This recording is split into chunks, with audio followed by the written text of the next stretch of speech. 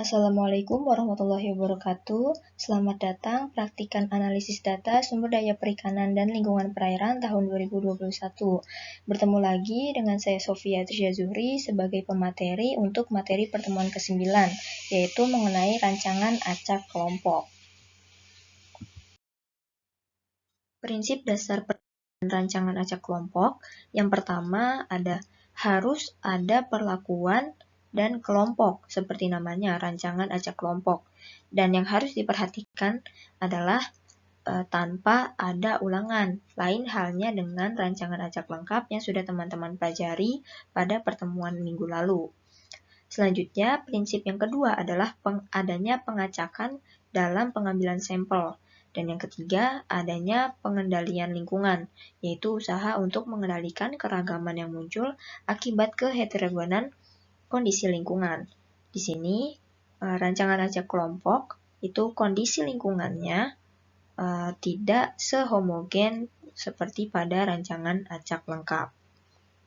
Model umumnya untuk RAK kurang lebih mirip dengan RAL, yaitu YIJ atau nilai pengamatan yang dipengaruhi oleh perlakuan ke I kelompok ke J sama dengan rataan umum ditambah dengan pengaruh perlakuan ke I ditambah dengan pengaruh kelompok ke J ditambah dengan galat percobaan.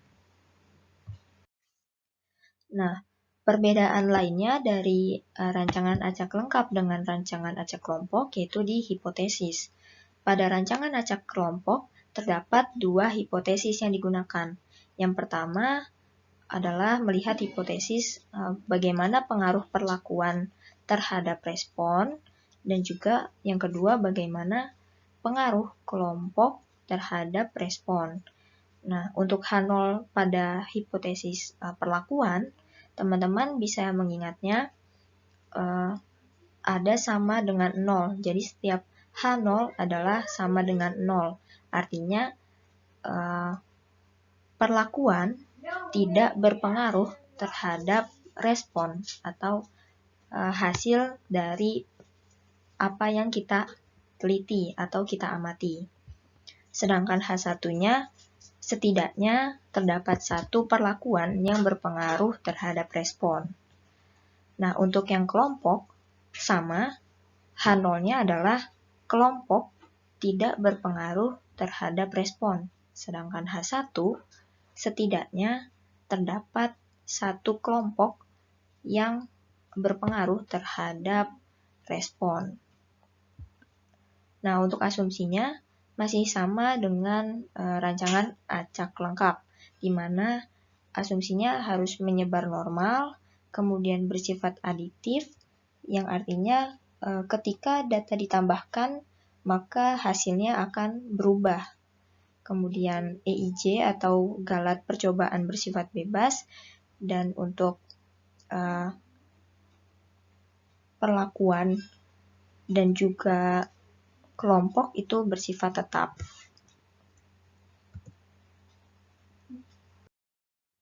Dalam rancangan acak kelompok juga terdapat tabel sidik ragam.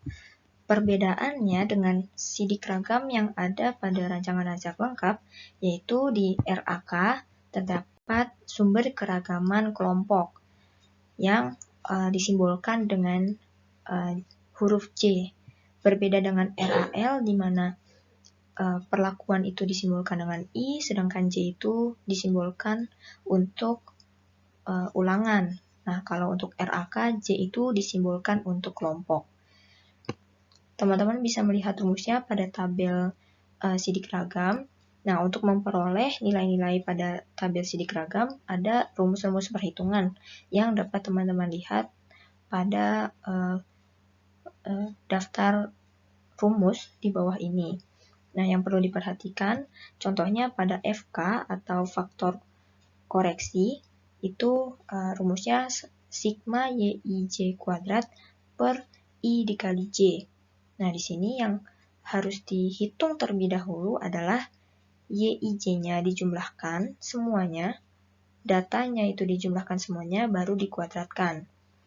Sedangkan untuk CKT berbeda, yang mana sigma YIJ kuadrat artinya semua datanya itu satu persatu dikuadratkan terlebih dahulu, kemudian baru dijumlahkan, lalu dikurangi dengan FK. Sama dengan JKP, datanya dikuadratkan terlebih dahulu, baru dijumlahkan per J dikurang FK. Sedangkan JKK atau untuk yang kelompok itu dikuadratkan terlebih dahulu, baru dijumlahkan per I atau perlakuan, jumlah perlakuan dikurang dengan faktor koreksi. Nah, setelah itu kita bisa menghitung JKS dari komponen-komponen yang sudah kita hitung, yaitu JKT dikurang JKP dikurang JKK.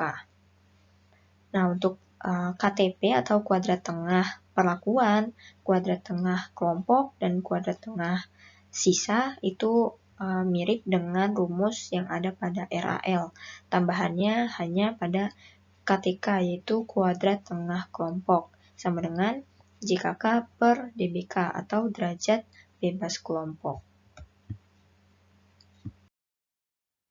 Nah, langsung saja kita coba ke teladannya.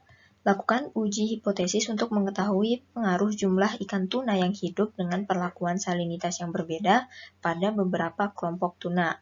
Hitung dan buatlah tabel sidik ragam, dan yang kedua tuliskan simpulan untuk perlakuan dan kelompok beserta interpretasinya. Nah, ini datanya sudah bisa teman-teman lihat.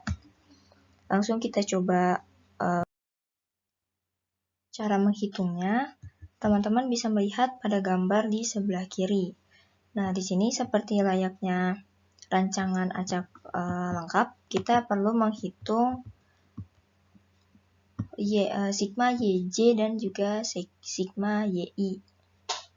Nah, untuk sigma YJ berarti jenis ikannya ya. Jadi 15 ditambah 10 ditambah 10 ditambah 8 dan seterusnya hingga ke jenis ikan Tunus carassicus.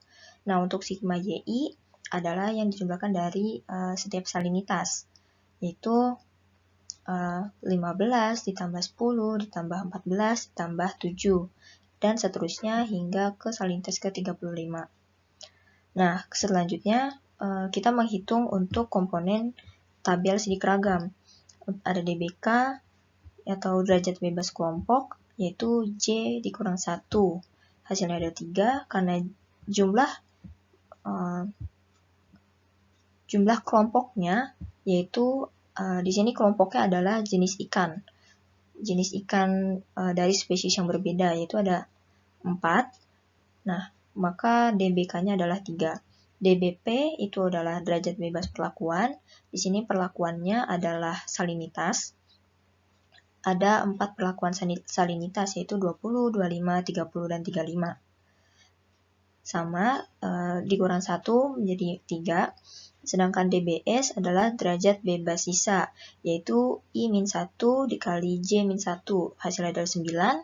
Sedangkan DBT adalah I dikali J-1, hasilnya adalah 15. Kemudian teman-teman bisa mencari FK atau faktor koreksi. Dengan rumus yang sudah dijelaskan tadi, diperoleh hasilnya 3080,25. Nah, untuk JKP juga sama. Ini yang perlu diperhatikan, dikuadratkan terlebih dahulu baru dijumlahkan. Nah, JKP itu karena dia perlakuan, maka bagian bawahnya itu dibagi dengan lawannya, yaitu kelompok. Nah, itu polanya ya. Maka untuk yang JKK, karena dia kelompok, maka nanti dibaginya dengan perlakuan.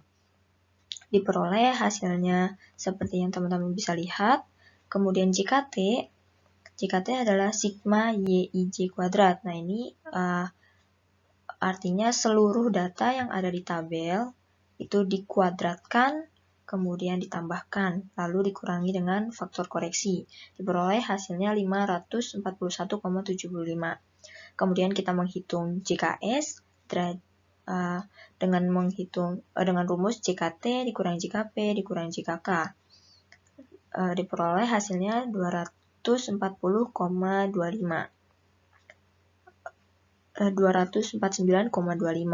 Kemudian menghitung KTP atau kuadrat tengah perlakuan, kuadrat tengah kelompok dan kuadrat tengah sisa. Seperti yang teman-teman bisa lihat pada gambar. Nah, kemudian kita akan menghitung komponen terakhir yaitu F-hit. F-hit perlakuan itu KTP per KTS, kalau F-hit kelompok adalah KTK per KTS. Bisa teman-teman lihat hasilnya 1,3029 untuk F-hit perlakuan dan F-hit kelompoknya adalah 2,2177.